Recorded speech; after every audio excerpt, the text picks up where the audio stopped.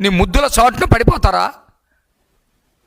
ఆ తల్లి నువ్వు భయపెడితే ఆ ప్రశ్నలో ఆ స్క్రిప్ట్ ఏదో చదివి ఉండొచ్చు, కానీ నా భర్తని చంపినటువంటి హంతకుడు జగన్మోహన్ రెడ్డి అని ఆ మనసులో నుంచి ఉన్నటువంటి భావాన్ని నువ్వు తీసేయగలుగుతావని చెప్పేసి నేను అడుగుతా ఉన్నా.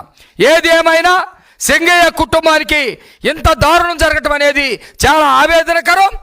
ఆ కుటుంబానికి మేము అండగా ఉంటాం. పార్టీలు పేరు మీద కనుక ఆ తల్లి కానీ ఆ కుటుంబ సభ్యులు కనుక పోతే జగన్మోహన్ రెడ్డి వాళ్ళ తల్లిని, వాళ్ళ చెల్లిని, వాళ్ళ కుటుంబ సభ్యుల్ని, వాళ్ళు నమ్ముకున్న పార్టీ నాయకుల్ని మొత్తాన్ని గంగలో కలిపినటువంటి స్వభావం ఉన్నటువంటి వాడు. సింగయ్య కుటుంబానికి ఏమన్నా ఇస్తాడని నేనైతే నమ్మట్లేదు. రాష్ట్ర ప్రజలు ఎవరు కూడా నమ్మేటువంటి పరిస్థితి లేదు. కాబట్టి ఇవి కేవలం కోర్టులో జగన్మోహన్ రెడ్డి మీద కేసు అయ్యింది. ఒక నాయకుడుగా ఇలాంటి చర్యలు చేయటం తప్ప